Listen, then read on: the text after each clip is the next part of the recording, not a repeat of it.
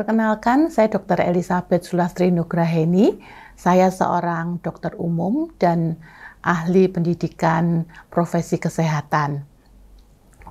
Selain keahlian saya dalam pendidikan dan mengembangkan dosen pendidik profesi kesehatan, saya juga melakukan Tridharma Perguruan Tinggi.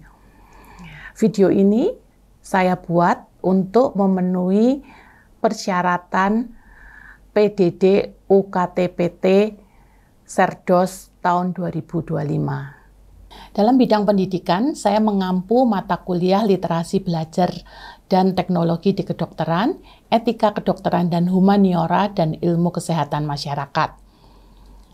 Selain itu, saya juga tergabung sebagai tutor dan fasilitator, baik di mata pembelajaran problem-based learning dan juga keterampilan klinis. Untuk penilaian diri dosen, saya akan menjelaskan kegiatan saya dalam mengajar mata kuliah literasi belajar dan teknologi di kedokteran. Mata kuliah literasi belajar dan teknologi di kedokteran ini berlangsung selama 1 semester, di mana ada 16 minggu dan 4 penilaian, yaitu AFL 1, AFL 2, AFL 3, dan ALP. Untuk metode pengajaran, kami menyediakan pembelajaran secara asinkronus dan sinkronus. Secara asinkronus, kami menyediakan video-video pembelajaran, YouTube, materi-materi kuliah yang bisa diakses mahasiswa di Learning Management System kami. Kemudian, pada tahap sinkronus, mereka sudah membaca dan sudah memahami sebagian dari apa yang sudah disediakan di LMS untuk memperlancar pembelajaran saat sinkronus bersama dengan dosen dan teman sepembelajaran mereka. Deskripsi mata kuliah. Mata kuliah literasi belajar dan teknologi di kedokteran ini sasarannya adalah untuk mahasiswa semester 1 dan penanggung jawab saya sendiri dengan tim dosen Dr. Imelda dan Dr. Johan. Mata kuliah ini berbasis proyek dan experiential learning, termasuk pembelajaran tentang soft skills sebagai mahasiswa kedokteran yang kelak akan menjadi pembelajar sepanjang hayat. Capaian pembelajaran lulusan. Diharapkan setelah mengikuti pembelajaran ini, mahasiswa menjadi pembelajar sepanjang hayat yang kreatif, efektif, dan reflektif dalam belajar dan bekerja, serta mampu memanfaat teknologi sederhana untuk bidang kedokteran dan penelitian kedokteran sebagai penunjang profesi.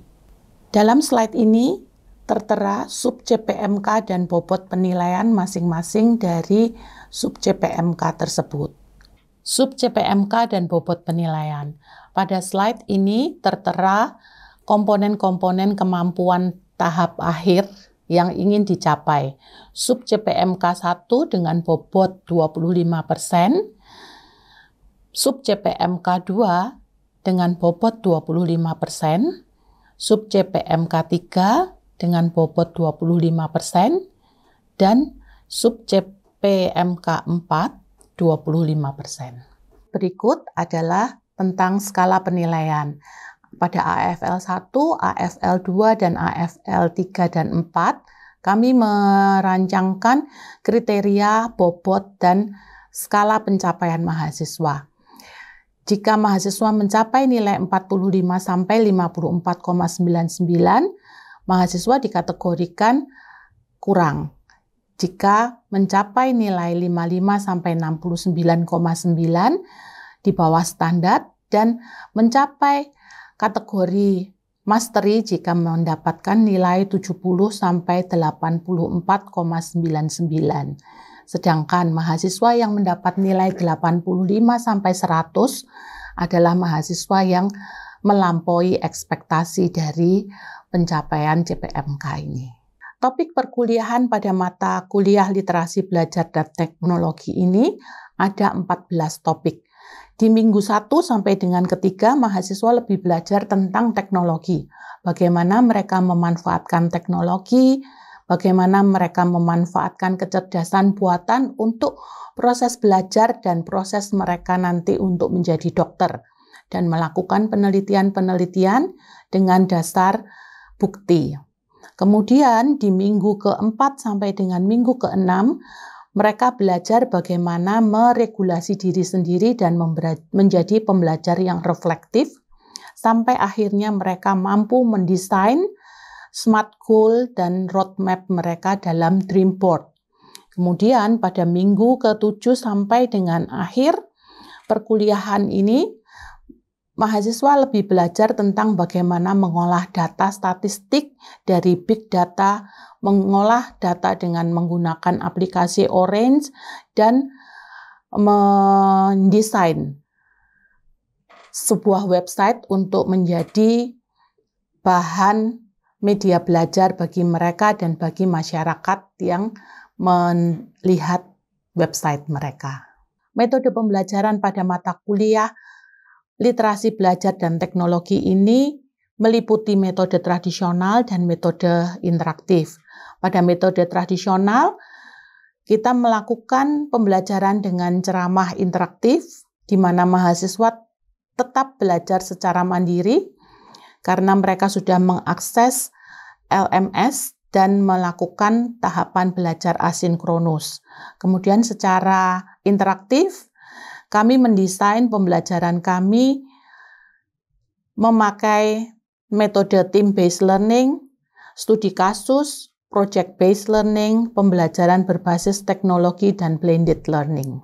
Demikian pemaparan bidang pengajaran. Selanjutnya kita akan melihat video pembelajaran saya dengan mahasiswa di tahap akhir, di mana mahasiswa bersama-sama dengan saya merefleksikan pembelajaran mereka untuk diaplikasikan di kemudian hari. Saya Dr. Elizabeth Sulastri Nugraheni, salam entrepreneur. Anda bisa merasakan manfaat dari mata kuliah ini, kemudian Anda ada saran-saran atau masih ada sesuatu yang ingin Anda diperlengkapi untuk bisa membuat perjalanan belajar Anda lebih baik, ya disampaikan. Ya, nanti akan ada diskusi interaktif. Ya, jadi ini tujuan belajar kita kemarin. Ya, tujuan belajar kita adalah outcome-nya adalah membentuk Anda menjadi mahasiswa yang kreatif, menggunakan materi kuliah sebagai motor, ya. Jadi Anda sendiri adalah motor untuk diri Anda sendiri, motivator, ya, motivator untuk diri Anda sendiri, karena dalam satu perjalanan yang panjang kayak lari maraton itu kan Anda tidak cuma butuh semangat sesaat gitu ya, Anda kan butuh konsistensi untuk bisa lari dan mencapai finish. Nah, itu banyak hal yang harus diatur, ya. Jadi sama seperti di kedokteran, apalagi sekarang di era digital ini, kan Anda harus menjadi seseorang yang selalu update ilmu. Betul ya, Anda harus selalu update ilmu dan Anda tidak boleh ketinggalan dalam hal pemanfaatan teknologi. Karena kalau Anda tidak menggunakan teknologi, mungkin saja Anda ya prakteknya jadi kurang laku. Tapi nggak semua jadi content creator ya, karena jadi content creator untuk membuat satu website khusus untuk dokter itu juga butuh effort. Nah, bisa dikerjakan oleh orang lain atau boleh dengan sistem tertentu. Cuma intinya yang harus saya sampaikan di sini adalah Anda harus menjadi edukator selain jadi dokter, ya. Jadi dokter sampai akhirnya Anda jadi dokter yang bekerja dan harus bisa mengedukasi pasien-pasien Anda. Itu sebagai salah satu dari peran dokter, ya. Ada 5 peran dokter. 5-star dokter apa ingat?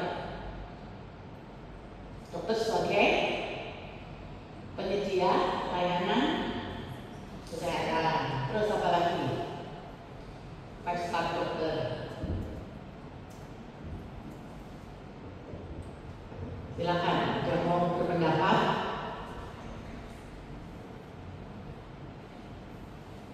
Ya, kalau nanti negatif terus memang bisa lupa. Decision maker. Ya, decision maker. Ada lagi?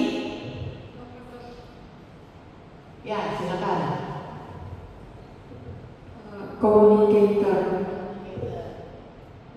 Untuk selanjutnya komunikasi leader.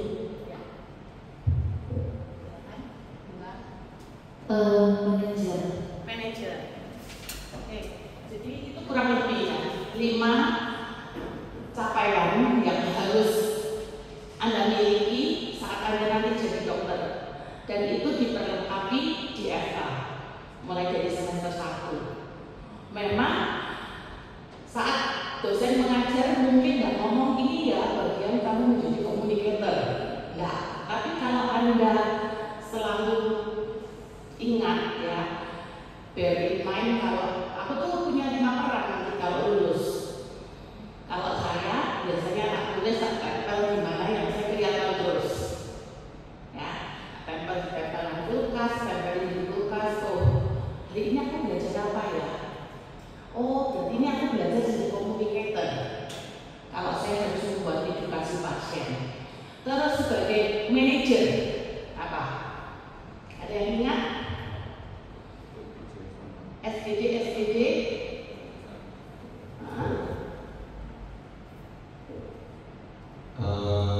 Bisa mengatur timnya dengan baik. Contohnya di SDD apa? Di small group discussion di akhir itu apa? Anda bikin apa? Kalau di small group discussion kita akhirnya itu bikin fenomena. Terus kita menyusun skenario serta DD dan AI itu di papannya. Jadi yang perlu ketua juga, terus sekretaris laporan dan apa. Oke, ya, itu tim building ya. Kalau misalkan Anda sudah lulus dan jadi dokter, Anda ini sebagai case manajernya pasien, terutama pasien-pasien dengan riwayat penyakit kronis. Contohnya gini, Anda dapat pasien obesitas, nyeri lutut, sudah tua, diabetes lagi. Bisakah Anda sebagai dokter ini menyelesaikannya seorang diri? Anda butuh siapa? Timnya siapa?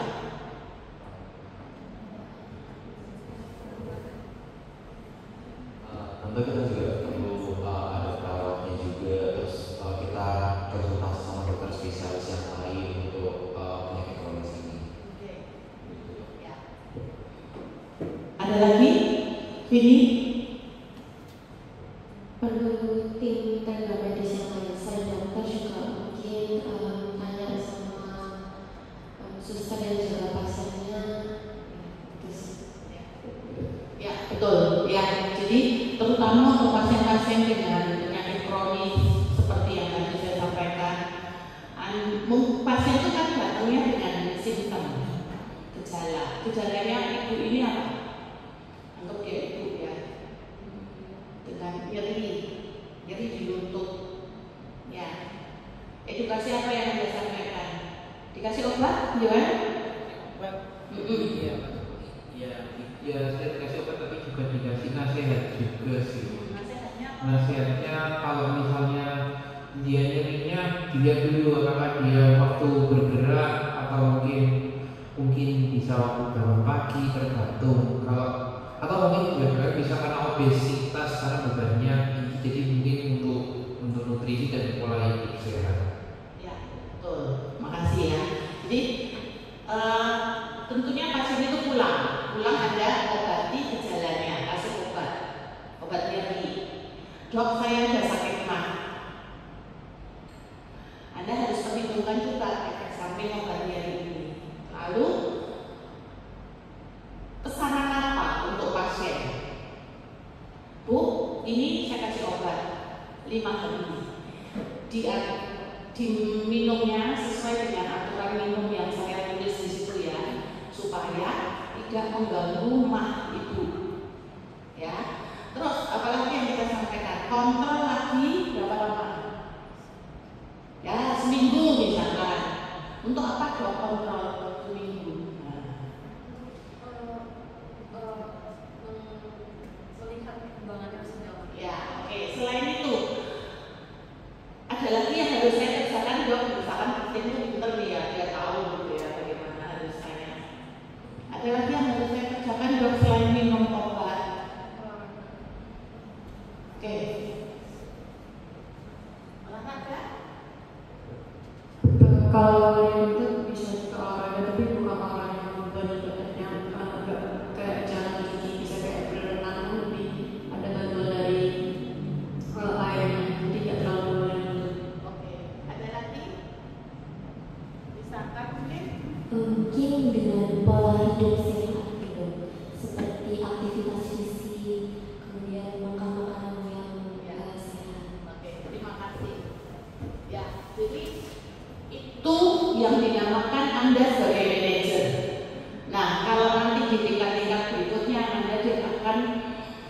bisa membuat satu management plan, ya istilahnya itu management plan. Jadi pasien nyonya A usia 60 keluhannya ini, oke kita kasih obat, terus target, saya biasanya suka target pasien saya.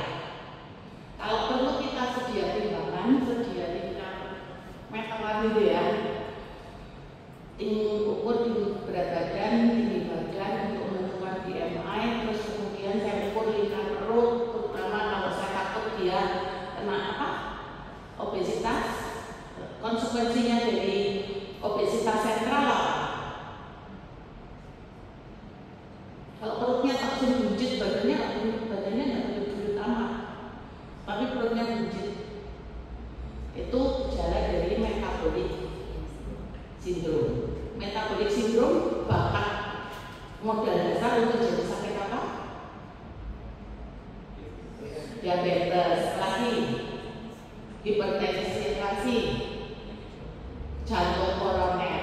Ya, jadi kalau Anda lulusan UC yang fokusnya di kedokteran pencegahan, potongnya di mana? Motong siklus ini di metabolic syndrome-nya. Jadi kalau Anda punya pasien jangan sampai sakit. Kalau saya suka tagline-nya itu ke dokter sebelum sakit ya, karena sebelum kamu sakit, kalau kamu konsultasi ke dokter, kita pencegahan bukan pengobatan.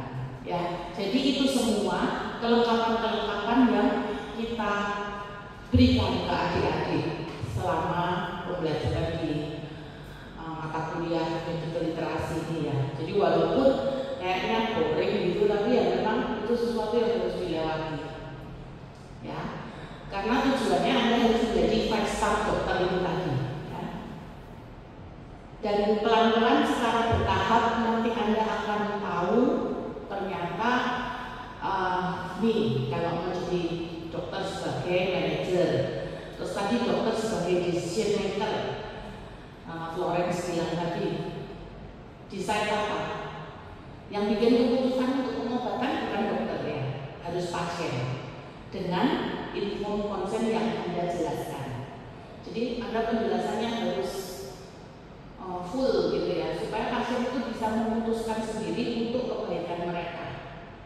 Nah, yang Anda bisa bantu untuk mereka adalah, Bu, nanti saya rujuk ya ke nutrisionis, karena ibu kan sudah usia segini, ada hal-hal tertentu yang nggak bisa cuma dengan saran saya, makanya banyak sayur ya, banyak sayur ya nggak kurus-kurus ya kan. Nah, nanti kalau latihan supaya tidak mencederai yang lain, saya konsultan ke fisioterapis misalkan atau ahli olahraga.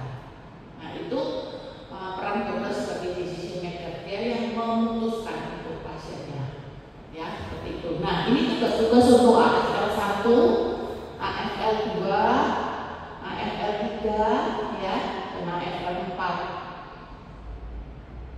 Nah, sekarang kita bicara soal ini ya, bagaimana kita ini menjaga supaya Anda itu tetap termotivasi gitu ya untuk belajar.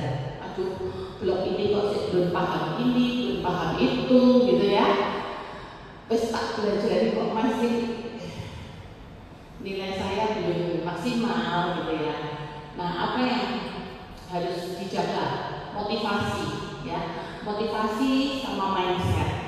Mindset kita mau ini berkembang. Kita harus positif dan harus reguler ya, teratur melakukan self check up. Jadi misalkan kita tadi udah belajar gitu ya, tapi kok kenapa ya masih sama aja ya, belum terlalu progres. Apa yang bisa Anda lakukan? Mungkin jawab, silakan.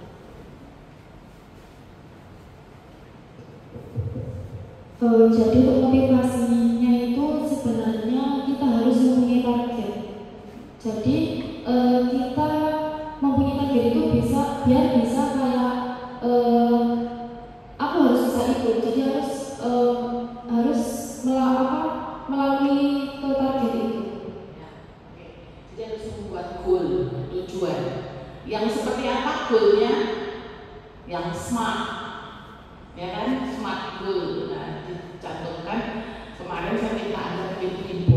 Tapi SMART goal itu kan tujuannya supaya kamu membuat tujuan yang teratur dan bisa kamu capai. Misalkan saya gendut ya 80 kilo,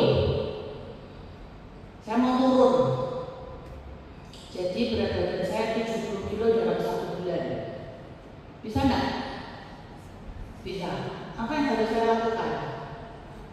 Menderita selama 1 bulan, ya. Menderita selama 1 bulan, saya harus tutup mulut, tutup mata, tutup hidung supaya tidak kena bau makanan sedap yang menggoda. Mata saya ditutup supaya tidak ngelihat postingan teman-teman yang makan, ya kan? Tapi bagaimana? Bandingkan kalau saya mau turun 3 kilo dalam 1 bulan, mana yang lebih enak? Betul. Dan memang progres itu seperti itu ya. Yang penting itu konsistennya kita. Jadi kalau saya turun 10 kilo 1 bulan ini, terus minggu depan saya hidupnya ngawur lagi, ada gunanya enggak? Mungkin berat saya malah jadi 85. Ya, nah itu namanya SMART goal. Masing-masing harus punya tujuan, breakdown sendiri-sendiri. Kalau yang tadi saya ceritakan soal kakak kelas Anda yang hubungannya sama self check up, apa? Refleksi sama Refleksi sama mengetahui kapasitas diri itu kurang kemampuan kita dengan cara meminta Feedback. iya Iya. ya, dengan cara meminta feedback. Karena Anda udah stuck gitu ya, Anda udah stuck kayak ini saatnya aku cari spesialis, ya toh, cari spesialis, cari dosen kamu dulu, supaya kalau ada apa-apa kamu diskusinya juga lebih enak, atau cari siapapun yang Anda merasa bisa match gitu ya, chemistry-nya bisa cocok ya. Kemudian analisa SWOT, strength-mu apa, weakness-mu apa, ada opportunity apa, ada threat apa. Jangan fokus sama weakness, di-boost yang strength, karena mau nggak mau itu nanti nutupin sendiri weakness Anda. Ya, ini dream board Anda. Apa gunanya sampai saat ini? Ada yang mau sharing? Ya kan memang belum ada kan tujuannya nanti ya. Itu kan dream board yang setelah lulus Anda pengen jadi apa. Tapi dalam perjalanan 1 semester, 2 semester ini apa manfaatnya kira-kira?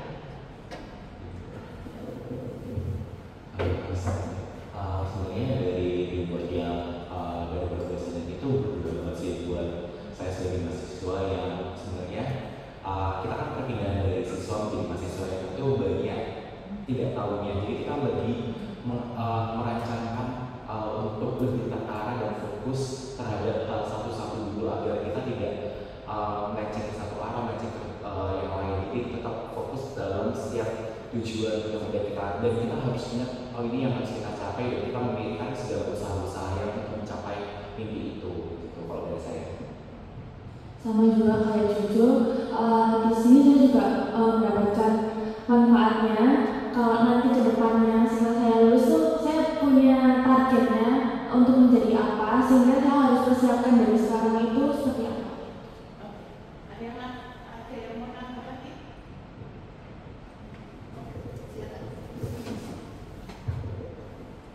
Untuk saya dream board ini sangat memotivasi setiap harinya. Jadi ketika saya baca, saya teringat dari oh ya dream board saya ini. Dan ketika nilai saya rendah, saya mengingat dream board ini sebagai mimpi yang ingin saya capai, dan ini memotivasi saya untuk melangkah kembali, bangkit kembali, dan memulai hal-hal baru yang mungkin lebih menarik untuk saya, termotivasi belajar yang lebih serius begitu. Terima kasih ya. Itu juga yang saya alami. Jadi saya mengalami kalau saya lagi habis tua, ngapain kan bisa belajar gini belajar gitu. Hidup kayak ibu-ibu yang lain kok. Gitu ya. Hidup kayak ibu-ibu yang lain, shopping, jalan-jalan ke sana ke sini ya kan. Tapi kalau kita punya keinginan, kita memimpikan sesuatu, kita kepingin jalan ke sana nih ya, kita kepingin mencapai mimpi kita. Ya berperilakulah seperti layaknya kamu orang yang pantas untuk menempati posisi itu tadi. Itu yang istilahnya kayak queen gitu ya, ngomong ke saya sendiri itu gitu, menegur saya.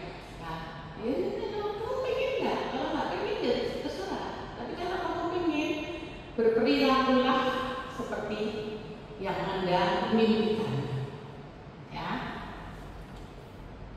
Nah, ini jangan lupa selalu saya ingatkan, seperti saya mengingatkan ke diri saya sendiri, ya ini saya bilang tadi soft skill, ya tidak ada ilmunya tapi bermanfaat banget.